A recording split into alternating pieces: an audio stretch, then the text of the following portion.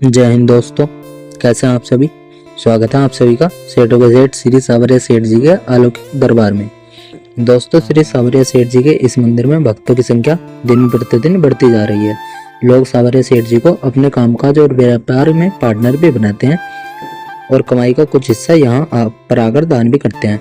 आपको जानकर हैरानी होगी, यहाँ पर दान की गई हर महीने की राशि 10 करोड़ से ज्यादा निकलती है। जो भी भक्त सावरिया सेठ जी से सच्चे मन से मांगते हैं, उनकी सभी मनोकामनाएं पूरी होती हैं। तो दोस्तों, आज मैं राजस्थान के भक्ति साहस और बलिदान के गढ़ चित्तौड़गढ़ में मंडपिया गांव में स्थित श्री सावरिया सेठ जी के दर्शन और यात्रा की संपूर्ण जानकारी बताऊंगा। जैसे आप यहाँ तक कैसे पहुंचेंगे, रुकने के लिए होटल और धर्मशाला कहाँ पर लेना चाहिए, यात्रा और दर्शन का सही तरीका क्या है, खाने पीने की कैसी व्यवस्था है, और वीडियो के लास्ट में बात करेंगे संपूर्ण बजट की। तो सावरिया सेठ जी की A to Z complete information के लिए वीडियो को एक बार पूरा जरूर देखें। दोस्तों, सावरिया सेठ जी का सीधा संबंध मीराबाई जी से माना जाता है। सावरिया सेठ मीराबाई जी के भाई गिरधर गोपाल है, जिनकी वह पूजा और सेवा किया करती थी। दोस्तों, कहते हैं जब मुगल काल में चारों तरफ आक्रमण हो रहे थे तो मंदिरों को तोड़ा जा रहा था, और यह सिलसिला जब मेवाड़ पहुंचा तब संत दयाराम जी ने बहुत सी मूर्तियों को बट वृक्ष के नीचे जमीन के अंदर छिपा दिया था। कुछ वर्ष बाद दयाराम जी तो परलोकवासी हो गए, और फिर कई वर्षों के बाद 1840 में यही मंडपिया गांव में निवासी भोलाराम गुर्जर को सपने में दिखाई दिया कि बांगुड़ गांव के छापर के बट के वृक्ष के नीचे 3 मूर्तियां दबी हैं। उसके बाद में खुदाई करने पर मूर्तियां मिलती हैं और मूर्तियों को स्थापित कर मंदिर बनाए गए। एक मंदिर भाटसोड़ा में है, जो प्राचीन सावरिया सेठ जी के नाम से जाना जाता है। दूसरा मंदिर जहाँ पर मूर्तियां मिली थी उसे सावरिया सेठ प्रकट्य स्थल मंदिर कहते हैं, और तीसरा मंदिर मंडपिया गांव में स्थित श्री सावरिया सेठ जी के प्रमुख मंदिरों के रूप में पूजा जाता है। तो चलिए दोस्तों, अब हम लोग वीडियो में आगे बढ़ते हैं और एकदम शुरू से शुरू करते हैं और जानते हैं कि आप यहाँ तक कैसे पहुंचेंगे। बात करें ट्रेन की, तो यहाँ पर बेल कनेक्टर रेलवे स्टेशन चित्तौड़गढ़ में, जो सावरिया सेठ से 44 किलोमीटर की दूरी पर स्थित है। चित्तौड़गढ़ रेलवे स्टेशन के बाहर से ही आपको बसेज, ऑटो और टैक्सीज मिल जाती हैं। बस की इस दूरी के लिए 60 से 80 रुपए का चार्ज करते हैं। वहीं टैक्सी वाले राउंड ट्रिप का 500 से 3000 लेते हैं। करीब 35 किलोमीटर का रास्ता हाईवे है, और फिर हाईवे से 7 किलोमीटर अंदर मंडपिया गांव में भव्य मंदिर बना हुआ है। इसके अलावा आसपास के शहरों और राज्यों में चित्तौड़गढ़ तक बस सर्विसेज भी चलती है। वहीं आपका प्लान फ्लाइट से आने का है, तो यहाँ से 65 किलोमीटर की दूरी पर उदयपुर का महाराणा प्रताप एयरपोर्ट है। आप उदयपुर एयरपोर्ट तक आने के बाद में बस या टैक्सी के माध्यम से यहाँ तक आ सकते हैं। वहीं बहुत से लोग अपनी खुद की कार से भी यहाँ पर दर्शन करने आते हैं। मंदिर के पास में ही आपको बड़ी सी पार्किंग एरिया मिल जाती है, जो एकदम फ्री है। दोस्तों, अगर आपको वीडियो की जानकारी हेल्पफुल लग रही हो तो आप एक लाइक से हमें मोटिवेट जरूर करें। साथ ही साथ अगर अभी तक आप हमारे चैनल शुभ ब्लॉग से नहीं जुड़े हैं तो प्लीज चैनल को सब्सक्राइब जरूर करें। साथ ही साथ बेल आइकन प्रेस करने के बाद में ऑल नोटिफिकेशन को जरूर क्लिक करें, क्योंकि इस चैनल पर आपको टूर गाइड से रिलेटेड वीडियोस मिलते हैं। तो चलिए, शानदार सफर को पूरा करके अब हम लोग पहुंच चुके हैं सावरिया सेठ, और अब हम लोग बात करते हैं रुकने के लिए होटल या धर्मशाला कहाँ पर लेना चाहिए। दोस्तों, सामने जो आप भव्य द्वार देख रहे हैं, यहीं पर बस आपको ड्रॉप करती है। यहाँ से 200 से 300 मीटर की रेंज में बहुत से होटल, गेस्ट हाउस और धर्मशाला बने हुए हैं। यहाँ से मंदिर भी वॉकिंग डिस्टेंस पर ही है। इसके अलावा मंदिर के पास में बड़ी सी पार्किंग एरिया है। उस साइड में बहुत से होटल्स मिल जाते हैं। मंदिर मार्ग पर ही यशोदा भवन है, यहाँ पर 100 रुपए में रूम स्टार्ट हो जाते हैं। वीडियो में आप रूम्स के सभी रेट देख सकते हैं। इसके अलावा नॉर्मल धर्मशाला में 500 मिल जाते हैं। वहीं होटल्स की स्टार्टिंग 600 से हो जाती है, लेकिन वीकेंड और फेस्टिवल पर इनके रेट डबल से ट्रिपल भी हो जाते हैं। दोस्तों, मैक्सिमम लोग यहाँ पर सुबह आकर दर्शन करने के बाद में वापसी कर लेते हैं। अगर आप फ्रेश होकर और स्नान करना चाहते हैं तो यहाँ पर किसी भी होटल में 100 से 150 रुपए पर पर्सन देकर 1 से 1.5 घंटे के लिए रूम लेकर अच्छे से रेडी हो सकते हैं। तो चलिए, अब हम लोग बात करते हैं यहाँ पर दर्शन करने का सही तरीका क्या है। दोस्तों, मंदिर के पास में ही भव्य कॉरिडोर बनाया जा रहा है, और पास में ही मार्केट बनी हुई है। आप कॉरिडोर और मार्केट को पार करते हुए प्रवेश द्वार के पास में आ जाएंगे। दोस्तों, मंदिर के अंदर मोबाइल फोन ले जा सकते हैं, लेकिन मुख्य दरबार में फोटो खींचना और वीडियो बनाना सख्त मना है। सावरिया सेठ जी के इस अलौकिक मंदिर में प्रसाद तो नहीं चढ़ता है, लेकिन आप चाहे तो फूलमाला ले जा सकते हैं। तो चलिए, सावरिया सेठ जी का जयकारा लगाते हुए अब हम लोग मंदिर में प्रवेश करेंगे। दोस्तों, यह बहुत ही विशाल और भव्य मंदिर बना हुआ है, जिसकी आकर्षक शैली आपको बहुत ही आकर्षित करेगी। इस मंदिर की शानदार खूबसूरती आपका दिल जीत लेगी। रात में लाइट्स में इसकी खूबसूरती में 4 चांद लग जाते हैं, जिसके नज़ारे देखकर आपका दिल खुश हो जाएगा। दोस्तों मंदिर के चारों तरफ गलियारे बने हुए हैं, इनको पार करके आपको मुख्य मंदिर में प्रवेश करना रहता है।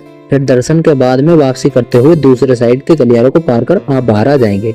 तो चलिए फिर अब हम लोग मुख्य मंदिर में प्रवेश कर श्री सांवरिया सेठ जी के अद्भुत रूप के दर्शन कर आशीर्वाद प्राप्त करेंगे। आप सांवरिया सेठ जी के मनमोहक दृश्य देखकर मनमोहित हो जाएंगे। सांवरिया सेठ जी आपकी सभी मनोकामनाओं को जरूर पूरा करेंगे। तो दोस्तों आप भी अपनी मनोकामनाओं के लिए सांवरिया सेठ जी को अपने कामकाज में पार्टनर जरूर बनाएं, इससे आपका जीवन और भी खुशहाल बन सकता है। तो दर्शन करने के बाद में आप यहाँ पर कुछ देर बैठकर श्री सांवरिया सेठ जी का स्मरण करते हुए जाप आदि भी करा सकते हैं।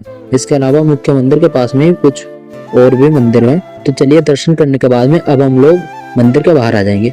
मंदिर के बाहर ही बड़ा सा प्रसाद काउंटर बना हुआ है, जहाँ पर आप अपने प्रियजनों के लिए प्रसाद स्वरूप लड्डू और मटरी भी ले जा सकते हैं। बोर्ड्स पर इनके रेट्स लिखे हुए हैं। बहुत से लोग यहाँ से अपने घर के लिए प्रसाद भी ले जाते हैं। तो चलिए अब हम लोग बात करते हैं खाने पीने की। दोस्तों ऐसे तो यहाँ पर बहुत ही छोटे बड़े रेस्टोरेंट बने हुए हैं, जहाँ पर आपको बहुत ही शुद्ध और स्वादिष्ट भोजन मिलता है। इसके अलावा कॉरिडोर और धर्मशाला के पास में ही श्री सांवरिया सेठ भोजनालय है, जहाँ पर आप मात्र 60 रुपए में भरपेट भोजन कर सकते हैं। तो यहाँ पर आपको खाने पीने की कोई भी प्रॉब्लम नहीं होगी। तो चलिए अब हम लोग बात करते हैं यहाँ पर और कहाँ कहाँ दर्शन आदि कर सकते हैं। दोस्तों सबसे पहले अब हम लोग चलेंगे श्री सांवरिया सेठ प्रागट्य मंदिर, जो हाईवे के पास में ही यहाँ से 7 किलोमीटर दूर मोड़ के पास में स्थित है। ऑटो या बस से आप 20 रुपए देकर आप यहाँ तक आ सकते हैं। दोस्तों यह वही स्थान है जहाँ पर श्री सांवरिया सेठ जी की मूर्ति मिली थी। यहीं पर सांवरिया सेठ जी का भव्य मंदिर बना हुआ है। आप मंदिर में प्रवेश कर दर्शन आदि करके आशीर्वाद प्राप्त कर सकते हैं। दोस्तों सांवरिया सेठ मंदिर में दर्शन करने के बाद में यहाँ पर दर्शन करने पर ही आपको यह यात्रा दोस्तों सांवरिया सेठ मंदिर में दर्शन करने के बाद यहाँ पर दर्शन करने पर ही आपकी यह यात्रा पूरी मानी जाती है। तो आप इस प्रागट्य स्थल मंदिर पर दर्शन करने जरूर आइए। तो यहाँ पर दर्शन करने के बाद में अब हम लोग चलेंगे शनि महाराज मंदिर, जो यहाँ से 10 किलोमीटर दूर अली गांव में स्थित है। शनि महाराज मंदिर जो यहाँ से 10 किलोमीटर दूर आली गांव में स्थित है। आप बस से 20 रुपए देकर यहाँ तक पहुँच सकते हैं। दोस्तों यह शनिदेव जी का बहुत ही प्राचीन और दिव्य मंदिर है। आप यहाँ पर तेल और तिल लेकर शनिदेव जी को भेंट कर सकते हैं। तो चलिए मंदिर में प्रवेश कर शनिदेव और बहुत से देवी देवताओं का दर्शन कर आशीर्वाद प्राप्त करेंगे। दोस्तों इस मंदिर का यहाँ के लोकल लोगों में विशेष मान्यताएं मानी जाती हैं, तो आप अपनी लिस्ट में इस मंदिर को भी शामिल कर सकते हैं। फिर उसके बाद में आप चित्तौड़गढ़ आकर चित्तौड़गढ़ किले को भी घूम सकते हैं। चित्तौड़गढ़ रेलवे स्टेशन के सामने ही आपको शेयरिंग ऑटोज मिल जाते हैं, जो आपसे 100 से 150 रुपए पर पर्सन का चार्ज करते हैं। लगभग 3 से 4 घंटे में आपको पूरा किला घुमाने के बाद में वापस यहीं पे ड्रॉप कर देते हैं। किले के अंदर आपको बहुत ही प्राचीन किले देखने को मिलेंगे। इसके अलावा जौहर स्थल, मीराबाई मंदिर, म्यूजियम, पद्मिनी महल, काली माता मंदिर के साथ साथ 8 से 10 प्लेसेस को कवर कर सकते हैं। तो दोस्तों आने वाले दिनों में चित्तौड़गढ़ किले का संपूर्ण जानकारी वाला वीडियो आपको इसी चैनल पर मिलेगा। इसके लिए आप चैनल को सब्सक्राइब करके हमसे जुड़े रहें। तो चलिए अब हम लोग जानते हैं यहाँ पर आने का सबसे अच्छा समय कौन सा रहता है। दोस्तों अक्टूबर से अप्रैल तक का समय सबसे अच्छा समय माना जाता है। इसके अलावा वीकेंड, हॉलीडेज, फेस्टिवल और हर एक एकादशी को यहाँ पर बहुत ज्यादा भीड़ होती है। बात करें आपको यहाँ पर कितने दिन का प्लान बनाना चाहिए। दोस्तों ऐसे तो मैक्सिमम लोग सुबह आकर पूरा दिन दर्शन करने के बाद में शाम को यहाँ से वापसी कर लेते हैं। इसके अलावा अगर आप चित्तौड़गढ़ किले को भी घूमना चाहते हैं तो फिर आपको 2 डेज और 1 नाइट का प्लान जरूर बनाना चाहिए। तो चलिए दोस्तों अब हम लोग बात करते हैं बजट की। अगर आप सेम डे आकर यहाँ से रिटर्न हो जाते हैं तो आपको 800 से 1000 प्लस ट्रेन टिकट इतने बजट में बहुत ही आराम से इस पावन यात्रा को पूरा कर लेंगे। वहीं अगर आप 2 डेज और 1 नाइट का प्लान बनाते हैं तो 2500 से 3000 प्लस ट्रेन टिकट में बहुत ही आराम से इस पावन यात्रा को पूरा कर लेंगे। तो दोस्तों यहाँ पर मैंने आपको सांवरिया सेठ यात्रा से रिलेटेड हर एक छोटी बड़ी जानकारी को बहुत ही अच्छे और सही से देने की पूरी कोशिश की है।